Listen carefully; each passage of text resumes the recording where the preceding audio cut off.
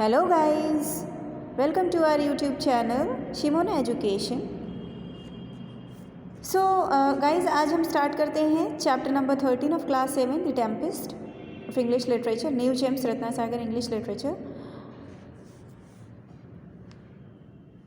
William Shakespeare जिन्होंने ये जिन्होंने ये लिखा हुआ है, he is the writer of this chapter the Tempest. Novel भी है ये आपकी, तो इसमें ये चैप्टर के तरह ये आया है क्लास 7 में। 1564 to 1616 मीन्स 1564 में इनका बर्थ हुआ था, 1616 में he was an English poet and play writer रहे हैं। स्ट्रैटफोर्ड में जो कि इंग्लैंड में है ये बॉर्न हुए थे। ही इज़ रिगार्डेड एज इनको ग्रेटेस्ट राइटर इंग्लिश लैंग्वेज का माना जाता है and often called the bard of Avon. ठीक है, his plays even have been translated into every major languages, मतलब इनके जो भी प्लेज हैं ये मोस्टली प्लेज लिखते हैं, है ना। तो प्ले राइटर हैं तो ये प्ले लिखा करते हैं, लिखा करते थे। तो इनकी जो प्लेज हैं इनका मेजर लैंग्वेजेस में ट्रांसलेट किया गया है and are perform more than those of any other play right. Some of his famous plays are Hamlet, King Lear and Macbeth. ठीक है ना, ये इनके कुछ फेमस प्लेज हैं। ठीक है, चलिए इसका इंट्रोडक्शन पार्ट पढ़ते हैं हम लोग। One day Prospero a magician tell his daughter Merinda the story of their past, a story he had often started narrating before but never completed. The story is about how they had arrived 12 years ago on the island where they now live. To know the story, read this adapted version of Shakespeare play The Tempest. देखिए, ये इसमें इनके character का name है Prospero, जो कि एक जादूगर है, और उनकी बेटी मेरिंडा जो कि एक आइलैंड में है, और वो अपने 12 साल पहले की स्टोरी बता रहे हैं अपनी डॉटर से कि वो कैसे इस आइलैंड में आए। ठीक है, और यहाँ पर कैसे हैं, तो हम इसके बारे में पढ़ेंगे इस चैप्टर में। गाइस, अगर आपको ये चैप्टर अच्छा लगे, समझ आए, तो प्लीज़ लाइक एंड सब्सक्राइब करना मत भूलिएगा।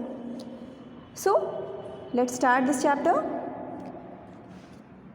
Will proceed this chapter. Far away on a lonely island there lived a wise old man and his daughter.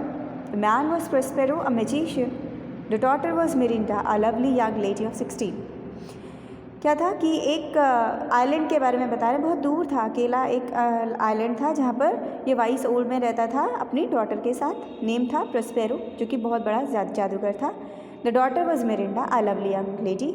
Daughter का जो नेम था वो था मेरिंडा, और ये 16 ईयर्स ऑफ एज थी इसकी। ठीक है, Prospero knew so much of the art of magic that he was able to command the spirits of the island to obey him. मतलब प्रोस्पेरो इतना ज़्यादा मीन्स जादू की कला जानता था कि जितने भी आसपास उसके स्पिरिट्स थे, स्पिरिट्स मतलब कि जो आत्माएं होती थी, वो उसको फॉलो करती थी, उसको बहुत अच्छे से उसकी हर एक बात माना करती थी। वो इतना बड़ा जादूगर था, बहुत मीन्स जादू की कलाओं को बहुत अच्छे से जानता था। The chief of these gentle spirits were Ariel, a lively little creature who was not only devoted to his master but also full of mischief. Ariel was invisible to all eyes, but Prospero's entrusted his most important task to him. होता क्या था कि जो वो chief बहुत सबसे main जो spirit थी वो थी उसके लिए वो एरियल था। एंड ये जो लाइवली लिटिल क्रिएचर था वो किसी और को नहीं दिखता था सिवाय अपने मास्टर के, वो विजिबल और नहीं होता था किसी के सामने। और जो प्रॉस्पेरो था ना, वो अपने सारे के सारे वर्क इसी जो स्पिरिट है इसी को देता था, जो भी मेन वर्क कराने होते थे, क्योंकि इसी पर ही ज़्यादा विश्वास करता था और इसे लगता था कि ये वाले जो स्पिरिट है ये इसके मोस्टली जो भी मेन काम होंगे वो यही कर पाएगा। ठीक है ना, तो वो अपने मोस्टली जो काम होते थे वो इसी स्पिरिट को सौंपता था। फिर क्या हुआ? One day Prospero raised a fearful storm by means of his magic power. He took his daughter to the beach to watch a ship struggling against the wind and waves. The ship seemed likely to sink at any moment, and those on board seemed likely to drown. Hearing that those on the ship were human beings as she and her father were, Mirinda was filled with pity. एक दिन क्या हुआ? एक दिन जो Prospero था उसने एक बहुत बड़ा तूफान, जैसे कि टेम्पेस्ट नेम है ना चैप्टर का, टेम्पेस्ट। इस चैप्टर का नेम टेम्पेस्ट क्यों है? टेम्पेस्ट मीन्स होता है तूफान। ठीक है, तो इसमें सबसे बड़ा रोल है इस टेम्पेस्ट का, मतलब कि तूफ़ान का। तो प्रोस्पेरो क्योंकि वो एक जादूगर था तो वो कुछ भी कर सकता था, वो आत्माओं को अपनी बात मनवाता था, वो स्पिरिट्स के साथ जो भी काम होता था वो अपने मेन काम कराता था। तो वो जादू का एक कला मीन्स जादू की सारी कला जानता था। तो प्रोस्पेरो ने क्या किया, एक बहुत ही डरावना स्टॉर्म मतलब तूफ़ान क्रिएट किया अपनी मैजिक पावर से। He took his daughter to the beach to watch a ship. वो अपनी बेटी को उसी बीच में ले गया जहाँ पर वो उस शिप को देख सके कि वो कैसे उन वेव्स और विंड के अगेंस्ट स्ट्रगल कर रहा है। जो शिप थी वो कैसी दिख रही थी, ऐसे लग रही थी जैसे कि वो अभी नहीं तो कुछ ही पलों में वो शिप डूब जाएगी और उसमें जितने भी लोग हैं, है ना, वो उसमें डूब के मर भी सकते हैं। जो भी उस शिप में ह्यूमन बींग्स हैं हो सकता है कि वो उसमें डूब जाए। As she and her father were Miranda was filled with. तो उसके फादर और वो जो मिरिंडा थी उन लोगों को ये देख करके, इवन मीन्स मिरिंडा को ये देख करके, जो कि डॉटर थी प्रोस्पेरो की, उसको ये देख करके बहुत ज़्यादा बुरा लग रहा था और बहुत ज़्यादा दया आ रही थी उन लोगों के ऊपर जो कि शिप में निर्दोष लोग हैं, इस तूफ़ान की वजह से कहीं वो डूबकर मर ना जाए। Oh my dear father, she cried, if you have raised this dreadful storm, have pity on the people about the ship, please don't let them drown. उन्होंने बोला कि पिताजी, जो भी उसने एकदम चिल्ला करके अपने फादर से बोला कि प्लीज़ फादर, ये जो आपने इतना भयानक सा तूफ़ान क्रिएट किया है, प्लीज़ आप उन लोगों पर दया खाइए, उन इनोसेंट लोगों पर दया खाइए जो इस शिप में हैं। प्लीज़ इन लोगों को डूबने से बचाइए, please don't let them drown, please इन्हें डूबने से बचाइए, इन्हें डूबने मत दीजिए। Do not be anxious my child, her father comforted her. मतलब उन्होंने बोला परेशान होने की कोई ज़रूरत नहीं है बेटा।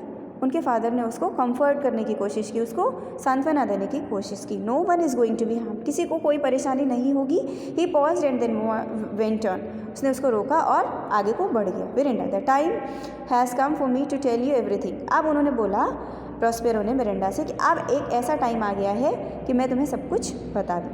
12 years ago, 12 साल पहले की बात है। I was the duke of Milan and you my only child was a princess and my only higher.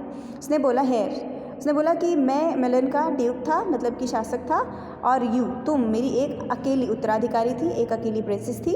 Even at the time my chief interest was the study of magic. और उस time पे क्या था कि मेरा जो main focus था वो क्या था, मैजिक को पढ़ने का, मैजिक के बारे में पढ़ने का।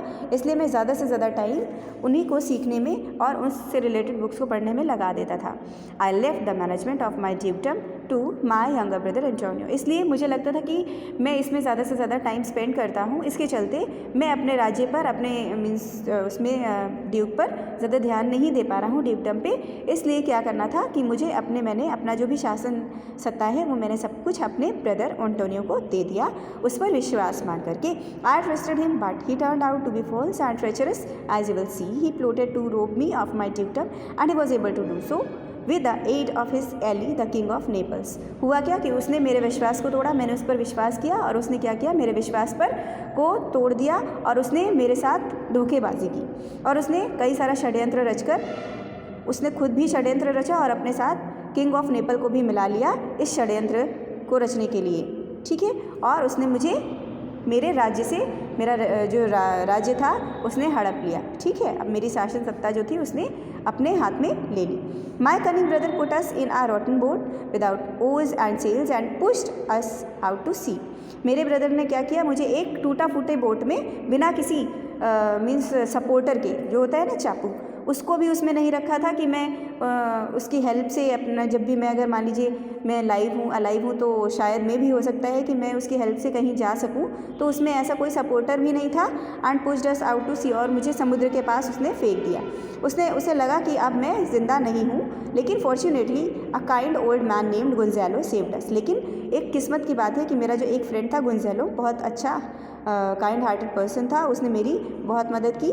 उसने उस बोट को water provision apparel and something I most prize namely my book on magic, मतलब उसने क्या किया कि उसके साथ जो भी मेरे बोट था, तो बोट के साथ जो भी सारी चीज़ें होती हैं मीन्स बोट को सपोर्ट करने के लिए वो, और फूड आइटम्स, क्लोथ्स, और मोस्ट स्पेशली या प्रीशियस थिंग जो मेरे लिए थी वो थी मेरी बुक्स, मैजिक बुक्स।